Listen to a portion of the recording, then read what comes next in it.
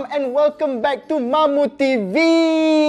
Bulan Ramadan, kita nak sembang sikit pasal rezeki. Dan juga kita nak mengkaji Al-Quran pasal rezeki. 3 saja kita nak cover hari ni, ialah rezeki daripada Allah, bersyukur dan sedekah. Pernah dengar tak situasi bila ada benda yang terkurang sikit, kita tanya orang, pasal apa duit tak dapat lagi? Pasal apa tak ada zuriat? Mereka kata, tak ada rezeki. Mamu teringat seorang member Mamu ni. Dia memang minat kereta Mercedes-Benz. Mamu pernah tertanya kat dia, pasal apa hang tak dapat lagi kereta Mercedes-Benz? Duk ada di goalboard hang punya lama tapi tak dapat-dapat lagi. Lepas tu dia kata, tak ada rezeki daripada Allah bro. Saya pun terfikir, betul ke tak ada rezeki? Kalau dalam Al-Quran kata Ar-Rahman, maknanya Allah tu maha pemurah, pasal apa rezeki semua tak dapat lagi? Mari kita tengok Al-Quran surah Ar-Ra'd ayat yang ketiga. Bismillahirrahmanirrahim. Dan dialah Tuhan yang membentangkan bumi dan menjadikan gunung-gunung dan sungai-sungai padanya, dan menjadikan padanya semua buah-buahan berpasang-pasangan. Allah menutupkan malam kepada siang. Sesungguhnya pada yang demikian itu terdapat tanda-tanda kebesaran Allah bagi kaum yang memikirkan. Saya habaq balik kat dia. Saya kata, bro, Mercedes-Benz tu hang tu dah ada. Duk ada di showroom. Hang kena pergi ambil je Mercedes-Benz tu. Rezeki ni Allah dah bagi dah semua. Masa Allah membentangkan bumi ni, Allah dah letak dah segala-gala rezeki. Allah dah letak dah undang-undang dia, sistem dia, semua dah ada.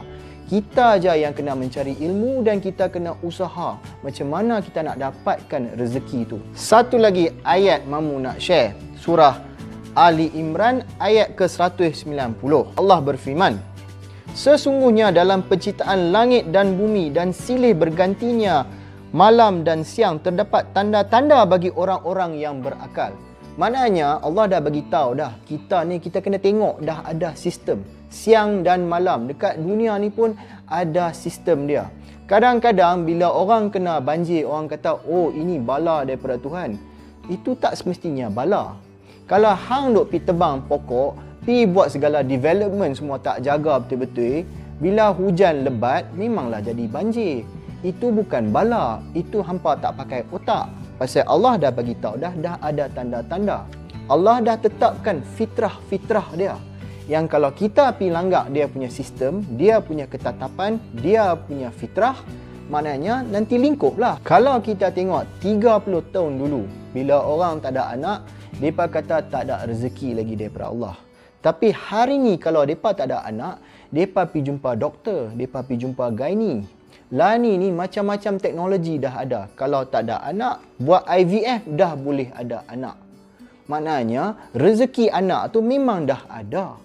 Mungkin ilmu tu kita tak ada, mungkin teknologi tu lagi yang kita tak ada. Allah dah bagi dah semua rezeki kat kita. Usaha kita yang kena buat lah ni. Satu lagi orang kata bila tak kahwin, lama dah tua tak kahwin, orang dia kata, oh pasal apa tak kahwin lagi? Tak ada jodoh, mereka kata. Betul ke tak ada jodoh? Mari kita tengok surah Ar-Ra'd ayat 11. Sesungguhnya Allah tidak merubah keadaan sesuatu kaum sehingga mereka merubah keadaan yang ada pada diri mereka sendiri. Maknanya kalau tak ada jodoh, hampa pilah keluar cari jodoh hampa. Lah ni duk ada Tinder, duk ada Minder. Allah dah bagi dah jodoh kat hampa. Hampa tak boleh kata tak ada jodoh. Satu lagi ayat. Dan kami jadikan kamu berpasang-pasangan.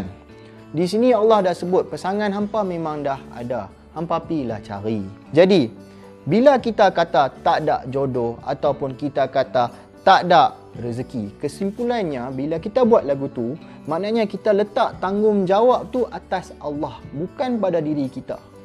Bila dah rezeki tu dah ada, tanggungjawab kita yang kena pergi cari. Okey, itu pasal rezeki. Yang kedua, topik syukur. Dalam Al-Quran ni banyak yang Allah ceritakan pasal bersyukur. Tapi hari ni Mamu nak share satu ayat. Surah Al-A'raf ayat 58. Dan tanah yang baik, tanam-tanamannya tumbuh subur dengan seizin Allah. Dan tanah yang tak subur, tanam-tanamannya hanya tumbuh merana. Demikianlah kami mengulangi tanda-tanda kebesaran kami bagi orang-orang yang bersyukur.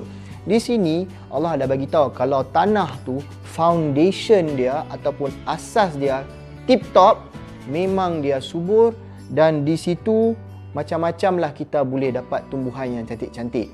Serupa juga apa yang Allah dah bagi pada kita, kalau kita siram, kita bersyukur, bagus nanti dapat lebih.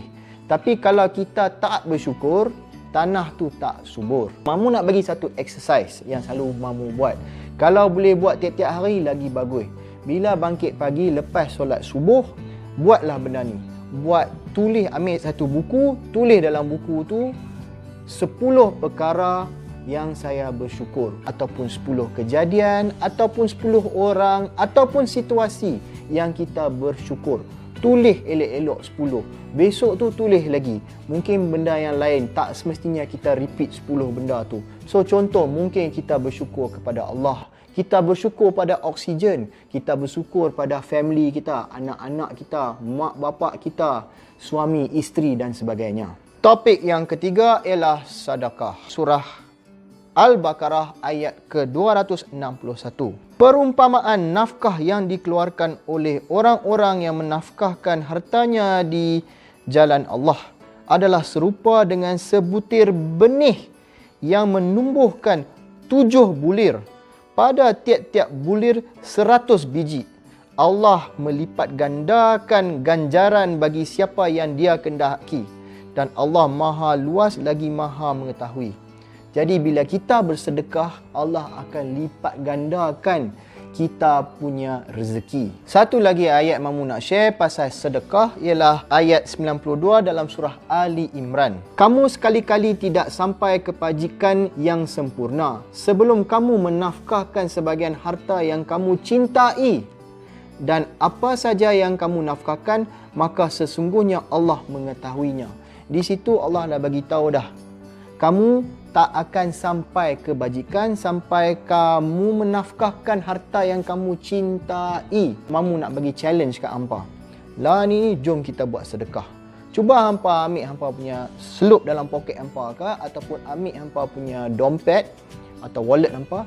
Hampa cari, buka dalam dompet, tengok duit yang paling besar. Kalau duit paling besar RM50, itulah dia. Kalau duit yang paling besar ialah RM100, itulah dia. Ambil duit tu, hari ni pi keluar kat luar sana, pi tengok siapa yang memerlukan, bagi kat dia. Lepas tu kita tengok macam mana apa yang jadi. Tapi niat tu ialah untuk sedekah, bukanlah niat pasal kita nak dia punya dividen daripada Allah. Kita kena niat yang murni. Itu kita nak tengok magic of sedekah. Itu saja sharing Mamu pada hari ini. Thank you everybody and please tune in to the next Mamu TV.